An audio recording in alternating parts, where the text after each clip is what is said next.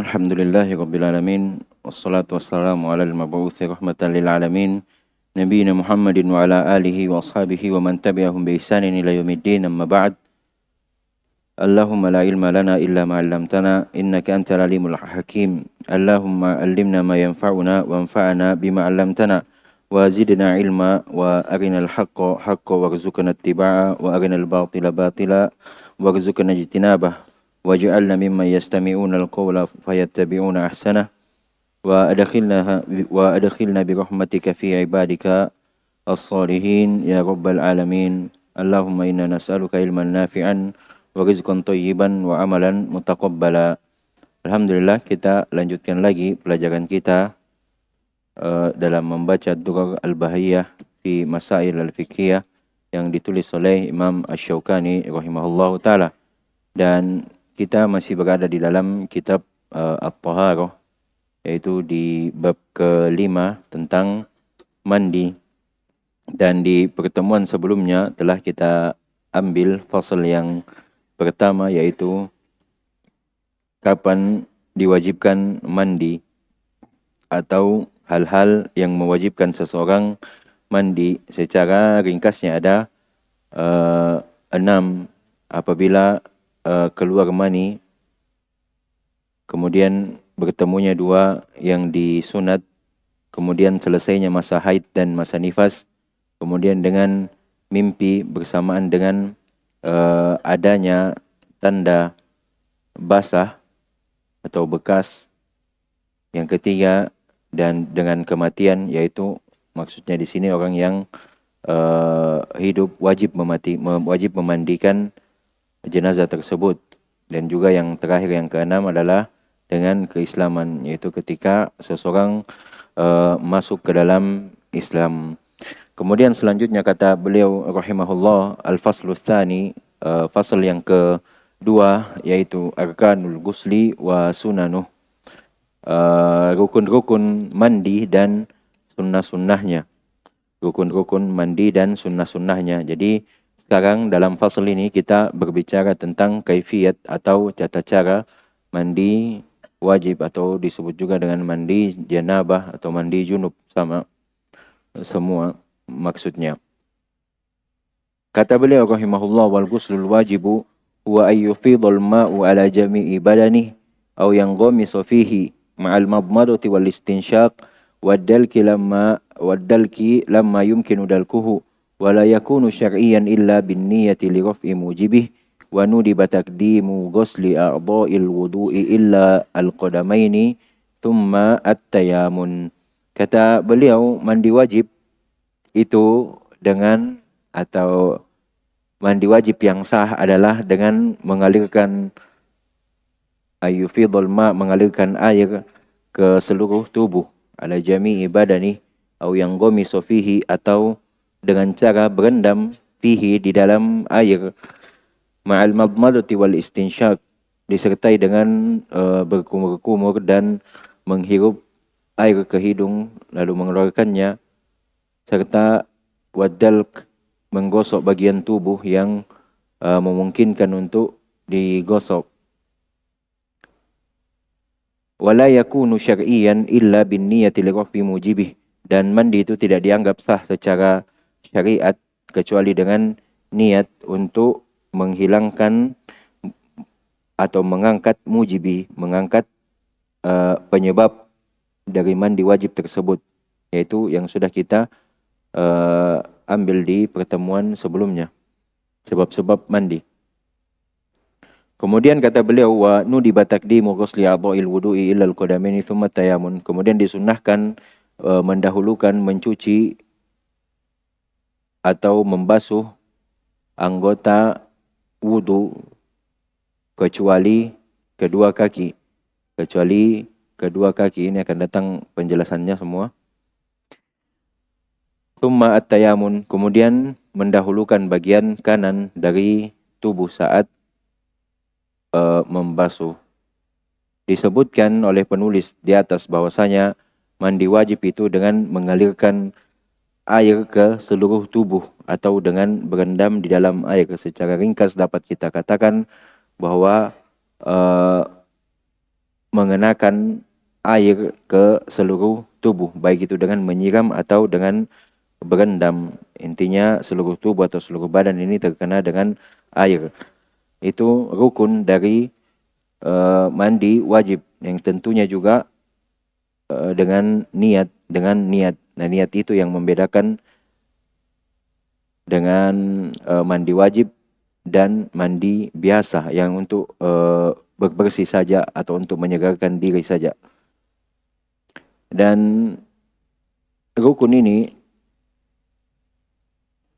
berdasarkan hadis atau dalam mandi wajib ada terdapat tiga hadis pokok yang digunakan berdalil dalam mandi wajib.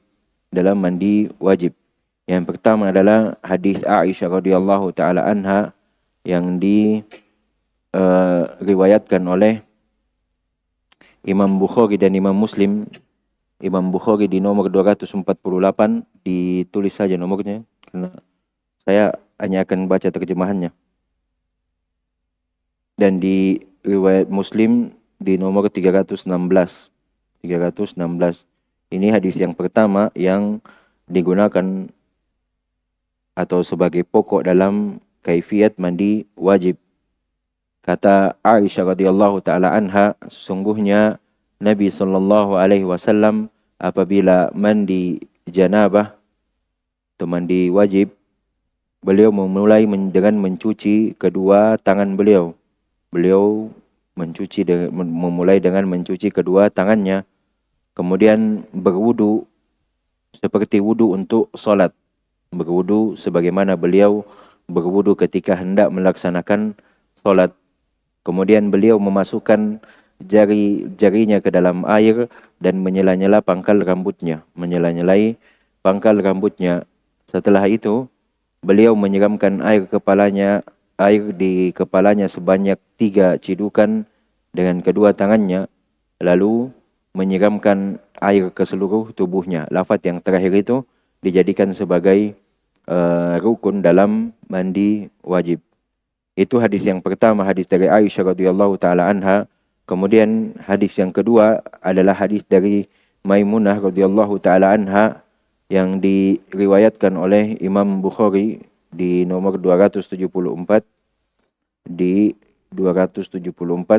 Hadis dari Maimunah radhiyallahu taala anha, dan Imam Muslim di 317 bahwasanya beliau radhiyallahu taala anha berkata, Rasulullah sallallahu alaihi wasallam menyiapkan air untuk mandi janabah, maka kemudian beliau menuangkan air dengan tangan kanannya ke tangan kirinya 2 atau 3 kali, lalu mencuci kemaluan beliau. Setelah itu beliau menggosokkan tangannya ke tanah atau ke dinding 2 atau 3 kali. Artinya setelah mencuci kemaluan, beliau membersihkan tangannya, lalu berkumur, menghirup air ke hidung dan mengeluarkannya, istinsyak, mencuci wajah dan kedua lengannya, lalu menyiram air ke kepala. Ini kan cara berwudu. Kemudian membasuh seluruh tubuhnya, diakhirkan membasuh kakinya. Setelah itu beliau berpindah, setelah menyiram membasuh seluruh tubuhnya, beliau berpindah dari tempat berdirinya sebelumnya, kemudian beliau mencuci kedua kakinya, Itu hadis yang kedua. Adapun hadis yang ketiga adalah hadis dari Ummu Salamah radhiyallahu taala anha yang diriwayatkan oleh Imam Muslim di nomor 330. Kata beliau radhiyallahu taala anha, aku berkata, wahai Rasulullah, aku adalah seorang wanita yang mengikat rambutnya dengan sangat kuat. Haruskah aku membukanya ketika mandi janabah? Kata beliau, tidak, cukuplah bagimu menuangkan air ke atas kepalamu sebanyak 3 kali. Jadi tidak ada perintah, tidak ada kaifiat berwudu di sini ya. cukup langsung menyiramkan air ke kepala 3 kali lalu menyiram seluruh tubuh, maka itu sudah menyucikanmu, kata Rasulullah sallallahu alaihi wasallam. Ketika diperhatikan 3 hadis ini, yang pertama dari Aisyah radhiyallahu taala anha, kemudian dari Maimunah radhiyallahu taala anha, dan dari Ummu Salamah radhiyallahu taala anha, ketiganya adalah istri beliau sallallahu alaihi wasallam. Dan 3 hadis yang kita sebutkan barusan adalah sebagaimana yang sudah saya sebutkan di awal, menjadi hadis-hadis pokok yang mengajarkan kepada kita tentang kaifiat atau tata cara mandi janabah, mandi wajib. Dari 3 hadis tersebut, para ulama menyebutkan bahwa cara mandi wajib yang diajarkan Rasulullah sallallahu alaihi wasallam ada 2 jenis. Ada 2 jenis. Yang pertama adalah mandi wajib yang sempurna, mandi wajib yang sempurna, dan yang kedua adalah mandi wajib yang cukup, mandi wajib yang cukup. Pada hadis Aisyah dan Maimunah radhiyallahu taala anhuma, kita diajarkan tentang tata cara mandi wajib yang sempurna, tentang tata cara mandi wajib yang sempurna, yaitu pada hadis Aisyah didahului dengan mencuci kedua tangan, kemudian berwudu, kemudian menyela-nyelai kepala, maksudnya berwudu sampai selesai, sampai kaki, menyela-nyelai rambut dengan air, kemudian menyiramkan air ke kepala, kemudian menyiramkan air ke seluruh tubuh. Itu cara sempurna yang pertama. Yang kedua pada hadis Maimunah radhiyallahu taala anha, yang caranya adalah pertama dengan mencuci kemaluan, kemudian membersihkan tangan, kemudian berwudu kecuali kaki, kemudian membasuh seluruh tubuh, berpindah tempat, kemudian mencuci kaki. Nah, 2 cara ini adalah cara yang sempurna. Adapun pada hadis Ummu Salamah radhiyallahu taala anha, itu kita diajarkan cara mandi yang cukup. Cara mandi yang cukup, yaitu cukup dengan menuangkan air ke atas kepala sebanyak 3 kali lalu menyiram seluruh tubuh, maka itu telah cukup. Nanti akan kita sebutkan ringkasan dari hal tersebut. Kemudian selanjutnya, kata dalam ucapan beliau, au yang gomiso fihi, atau berendam di dalam air. Hal ini sama dengan sebelumnya, dan ini bisa kita sebutkan bahwasanya cara mandi yang cukup. Maksudnya adalah jika seseorang telah menyiramkan air ke seluruh tubuhnya dengan niat mandi wajib, maka ia telah dinamakan sebagai mandi wajib. Dan yang semisal dengan menyiramkan air ke seluruh tubuh adalah dengan berendam di dalam air. Yang menjadi tolak ukur adalah seluruh badan terbasuh dengan air, atau basahnya seluruh badan dengan air. Selanjutnya kata beliau, ma'al madmadati wal istinsyaq, disertai dengan berkumur dan menghirup air ke hidung lalu mengeluarkannya.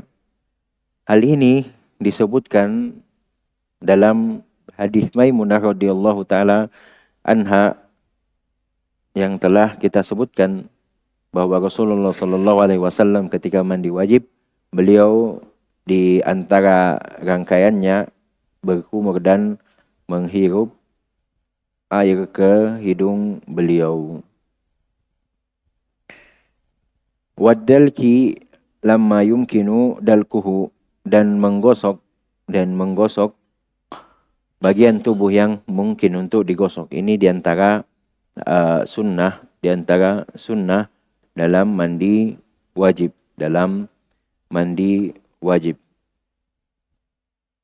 ketika memungkinkan untuk menggosok bagian tubuh yang mungkin untuk digosok, maka kita menggosoknya. Dan ini termasuk diantara sunnah dalam mandi wajib. Dan yang tak kalah pentingnya adalah apa yang beliau sebutkan selanjutnya, wala yakunu syar'iyan illa bin niyah li raf'i mujibihi, dan tidak dianggap sah secara syar'i kecuali dengan niat untuk menghilangkan penyebab dari mandi wajib itu. Jadi harus diawali dengan niat. Tentu di segala amalan ini kita terapkan sebagaimana hadis yang telah kita ketahui bersama dari sahabat Umar bin Khattab radhiyallahu anhu bahwasanya Rasulullah sallallahu alaihi wasallam bersabda, "Innamal a'malu binniyat." Sesungguhnya amalan itu tergantung dengan niatnya, tergantung dengan niatnya. Wa nudima taqdimu ghusli a'dha'il wudu'i illa al-qadamain. Kemudian kata beliau disunnahkan mendahulukan mencuci anggota wudu kecuali dua kaki. Kecuali dua kaki. Tentu ini sesuai dengan hadis Maimunah juga yang kita telah sebutkan tadi. Yang telah kita sebutkan bahwa setelah mengusap kepala, beliau mengakhirkan mencuci kaki. Beliau menyiram dulu seluruh badannya, lalu berpindah tempat, lalu membasuh kaki beliau, Tsummat tayamun, dan beliau mendahulukan bagian yang kanan saat membasuh, Ini sebagaimana hadis Aisyah radhiyallahu taala anha yang diriwayatkan oleh Imam Bukhari. Beliau berkata, "Kana Nabi sallallahu alaihi wasallam yu'jibuhu tayammun fi tana'ulihi wa tarajjulihi wa tuhurihi wa fi sya'nihi kullihi." Nabi sallallahu alaihi wasallam, kata Aisyah radhiyallahu taala anha, menyukai mendahulukan yang kanan, mendahulukan yang kanan dalam segala hal. Dalam memakai sendal, beliau memulai dengan kanan. Dalam menyisir rambut, beliau memulai dengan bagian yang kanan. Dalam bersuci dan dalam segala urusan beliau kebiasaannya adalah memulai dengan yang kanan. Dan itu termasuk di antara sunnah-sunnah Rasulullah sallallahu alaihi wasallam. Sampai sini dapat kita simpulkan bahwa yang menjadi rukun dari mandi wajib itu adalah dengan niat tentunya, dan dengan mengguyur seluruh badan dengan air, yaitu mengenai rambut dan kulit. Adapun sebagaimana telah kita sebutkan tadi, tata cara yang diajarkan Rasulullah sallallahu alaihi wasallam dalam mandi wajib ini terbagi menjadi dua. Mandi wajib yang sempurna dan mandi wajib yang cukup. Mandi wajib yang sempurna adalah sebagaimana dalam hadis Aisyah dan Maimunah radhiyallahu taala anha.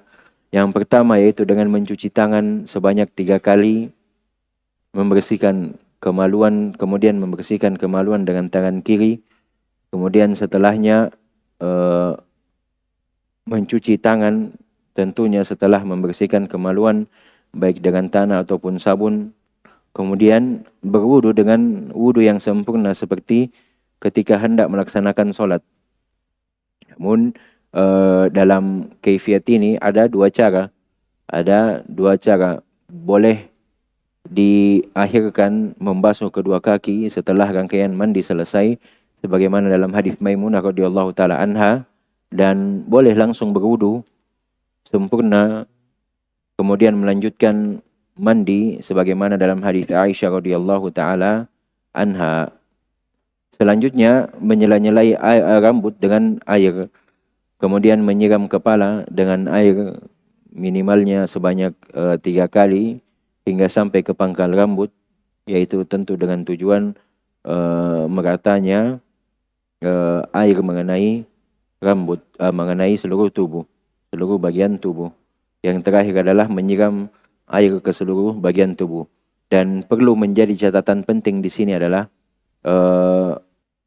perlu kita memperhatikan bagian-bagian yang sekiranya sulit terjangkau atau teraliri dengan siraman air, seperti di sela-sela jari tangan, jari kaki, di bagian daun telinga bagian dalam, di bagian lipatan-lipatan pergelangan, di bawah lipatan lutut, di bagian lengan, bagian ketiak, maka perlu diperhatikan dan perlu dipastikan agar teraliri dan juga terkena dengan air. Itu cara yang pertama, mandi wajib yang sempurna. Adapun yang kedua adalah mandi wajib yang cukup, sebagaimana dalam hadis Ummu Salamah radhiyallahu taala anha.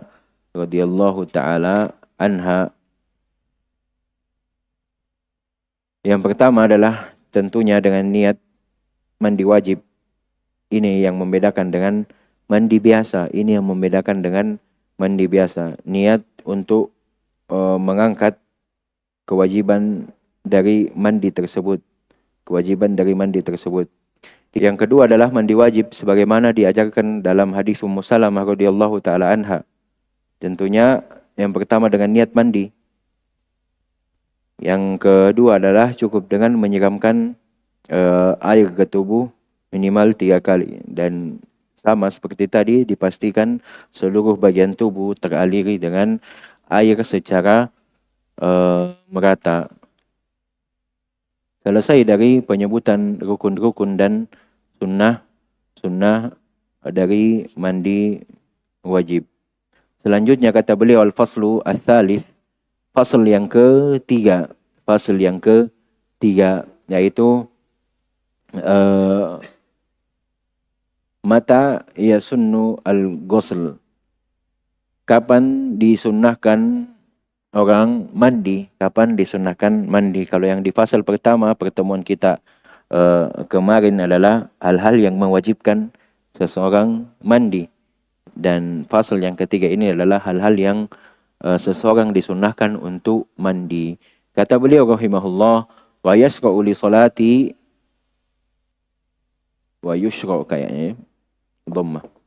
Wa yusra'u li salati al-jum'ah, disyariatkan mandi ketika hendak melaksanakan salat Jumat, walil aidain, dan pada 2 hari raya Idul Fitri dan Idul Adha, waliman ghasala mayyitan, dan juga disunahkan bagi orang yang telah memandikan jenazah, walil ihrami, bagi orang yang hendak berihram tentu untuk haji atau umrah, walidukhuli Makkah, dan ketika hendak atau saat memasuki kota Makkah. Ini 5 tempat yang disebutkan oleh Imam Asy-Syaukani rahimahullahu taala, tempat-tempat yang disunahkan seseorang untuk mandi.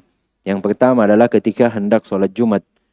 Tentu hal ini berdasarkan hadis yang diriwayatkan oleh Imam Bukhari dan Imam Muslim dari Abdullah ibn Umar radhiyallahu taala anhuma, bahwasanya Rasulullah sallallahu alaihi wasallam bersabda, "Idza jaa ahadukumul jum'ah falyaktasil." Apabila salah seorang dari kalian datang untuk salat Jumat, maka hendaklah ia mandi terlebih dahulu. Hendaklah ia mandi terlebih dahulu. Seakan-akan mungkin muncul pertanyaan, kenapa tidak menjadi wajib, padahal lafaz yang datang adalah lafaz perintah. Lafaz perintah. Hal tersebut dikarenakan di sana ada juga hadis yang diriwayatkan oleh Abu Daud dari sahabat Samurah bin Jundub dan dihasankan oleh Syekh Al-Albani rahimahullahu taala dalam Sahih Abu Daud. Rasulullah sallallahu alaihi wasallam bersabda, "Man tawaddaa yaumal jum'ah fabiha wa ni'mat wa man iktasala fahuwa afdal." Barang siapa yang berwudu pada hari Jumat, maka itu sudah baik dan sudah cukup. Maka itu sudah baik dan sudah cukup. Kan tetapi barang siapa yang mandi, maka itu lebih utama. Maka itu lebih utama. Ini dalil yang menyebutkan tentang disunnahkannya seseorang mandi ketika hendak melaksanakan sholat Jumat. Yang kedua adalah ketika hari raya Idul Fitri dan Idul Adha. Beliau penulis Imam Asy-Syaukani sendiri menyebutkan dalam buku beliau Ad-Dararil Mudiyah bi Syarh Ad-Durar Al-Bahiyah, yaitu syarah dari buku ini sendiri. Imam Asy-Syaukani dalam jilid 1 halaman 60 beliau berkata, Adapun disyariatkannya mandi atau disunahkannya mandi pada hari raya Idul Fitri dan Idul Adha, maka hal itu diriwayatkan sebagai hal yang Rasulullah Sallallahu Alaihi Wasallam amalkan, sebagaimana dalam hadis yang diriwayatkan dari Al-Faqih ibn Sa'id atau Al-Faqih ibn Sa'ad, bahwa Rasulullah Sallallahu Alaihi Wasallam biasa mandi pada hari Jumat, hari Idul Fitri dan hari Idul Adha. Hadis diriwayatkan oleh Imam Ahmad, Ibnu Majah dan Al-Bazzar serta Al-Baghawi. Riwayat yang semisal juga dengan itu disebutkan oleh Ibnu Majah dari hadis Ibnu Abbas radhiyallahu anhuma dan Al-Bazzar dari hadis Abu Rafi. Jadi ada banyak sanad atau riwayat yang datang dalam menyebutkan hal tersebut. Sekalipun riwayat-riwayat tersebut ada kelemahan padanya, akan tetapi sebagian riwayat-riwayat ini saling menguatkan hingga hal tersebut atau amalan tersebut menjadi sunnah. Ini yang disebutkan oleh Imam Asy-Syaukani dalam syarah beliau ketika menyebutkan bahwasanya pada hari raya Idul Fitri dan Idul Adha disunnahkan seseorang untuk mandi. Yang ketiga, kata beliau, setelah memandikan jenazah, waliman qasala mayyitan, yaitu maksudnya setelah memandikan jenazah, maka diwajibkan atau disunnahkan seseorang untuk mandi. Tentu hal ini sesuai dengan apa yang diriwayatkan oleh Imam Ahmad secara marfu dari Nabi sallallahu alaihi wasallam. Beliau berkata, "Man ghassala mayyitan falyaktasil wa man hamalahu falyatawadda." Imam Ahmad di sini meriwayatkan secara marfu, maksudnya langsung sampai kepada Nabi sallallahu alaihi wasallam, yaitu ini adalah ucapan Nabi sallallahu alaihi wasallam. Kata beliau, barang siapa yang memandikan jenazah, hendaklah ia mandi. Dan barang siapa yang mengangkatnya, menggotong jenazah, maka hendaklah ia berwudu. Hadis ini juga diriwayatkan dengan beberapa jalur, dan yang benarnya hadis ini tidak marfu dari Nabi, akan tetapi mauquf dari Abu Hurairah radhiyallahu taala anhu. Jadi bukan tidak termasuk dari ucapan Nabi sallallahu alaihi wasallam, akan tetapi ini adalah ucapan Abu Hurairah radhiyallahu taala anhu, dan itu juga disebutkan oleh Imam Syaukani dalam buku beliau Ad-Darari Al-Mudiyah Syarh Ad-Durar Al-Bahiyah. Itu yang ketiga, tempat disunnahkan seseorang mandi, yaitu apabila telah memandikan jenazah. Kemudian yang keempat, kata beliau, walil ihrami, saat hendak berihram atau berihram, baik itu umrah ataupun haji. Berdasarkan hadis yang diriwayatkan oleh Imam Muslim dari sahabat Jabir bin Abdullah radhiyallahu anhuma, beliau berkata, "Ataina Dzul Hulaifah fa waladat Asma bintu Umaysh Muhammad ibn Abi Bakr fa arsalat ila Rasulillah sallallahu alaihi wasallam kaifa asna, qala tasili wastathfiri bi thawbin wa ahrimi." Kata Jabir bin Abdullah radhiyallahu anhu, kami datang ke Dzulhulaifah, kemudian Asma binti Umais melahirkan Muhammad bin Abi Bakar. Lalu ia mengutus seseorang kepada Rasulullah sallallahu alaihi wasallam untuk bertanya apa yang harus dilakukan, sebab diketahui ketika ia datang ke Dzulhulaifah malah berarti ia hendak melaksanakan ibadah umrah atau haji. Maka Rasulullah sallallahu alaihi wasallam menjawab, "Mandilah, iktasili, mandilah, lalu tahan darahmu dengan kain, wastathfiri bi thawbin, istighfar yaitu menahan darah, bi thawb dengan kain, Wa ahrimi, kemudian berihramlah. Kemudian berihramlah. Sisi pendalilannya adalah jika wanita yang sedang haid atau nifas bersamaan dengan, sekalipun ia telah mandi, tetap tidak bisa sholat karena ia sedang haid atau sedang nifas. Tetap diperintahkan oleh Nabi Shallallahu Alaihi Wasallam untuk mandi ketika hendak melaksanakan ihram. Maka orang yang suci tentu lebih dianjurkan lagi, tentu lebih ditekankan lagi untuk mandi sebelum berihram. Maka ia termasuk di antara tempat-tempat disunnahkannya seseorang mandi. Mandi ini tidak wajib karena asal hukum sekalipun diperintahkan tapi dia tidak wajib karena itu tadi. Asal hukum ibadah tidak wajib kecuali ada dalil yang jelas dan kuat yang menyebutkan akan kewajibannya. Selanjutnya yang terakhir, kata beliau, tempat disunnahkannya seseorang mandi adalah dukhul Makkah, ketika hendak memasuki kota Makkah. Disunnahkan bagi orang yang hendak atau orang yang sedang berihram untuk mandi sebelum memasuki kota Makkah. Hal ini berdasarkan hadis riwayat Imam Bukhari dan Imam Muslim, disebutkan bahwa kana Ibnu Umar radhiyallahu anhuma idza dakhala adnal haram amsaka anit talbiyah thumma yabitu bidi tiwa atau tua thumma yusalli bihi subh wa yaktasil wa yuhaddithu anna Nabiy sallallahu alaihi wasallam kana yaf'alu dzalik. Adalah Ibnu Umar radhiyallahu anhuma apabila telah memasuki batas tanah haram yaitu Makkah, beliau berhenti bertalbiyah, kemudian bermalam di Zitua, sebuah tempat. Lalu beliau salat subuh di sana, kemudian mandi. Dan beliau menceritakan bahwasanya Nabi Shallallahu Alaihi Wasallam biasa melakukan hal yang sama dengan apa yang dilakukan oleh beliau. Di sana ini adalah 5 hal yang disebutkan oleh Imam Asy-Syaukani dalam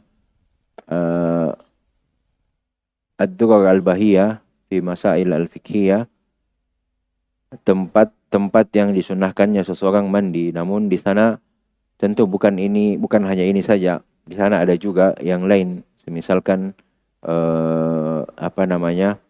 disunahkan bagi orang yang telah menikah ketika hendak mengulangi hubungan badannya, maka disunahkan untuk mandi. Dan juga ada tempat-tempat lain yang disunahkan. Wallahu ta'ala a'lam. Insyaallah kita lanjutkan lagi di bab yang ke-6 pada pertemuan selanjutnya biidnillahi ta'ala. Subhanakallahumma wabihamdik asyhadu an la ilaha illa anta astaghfiruka wa atubu ilaik. Walhamdulillahi rabbil alamin.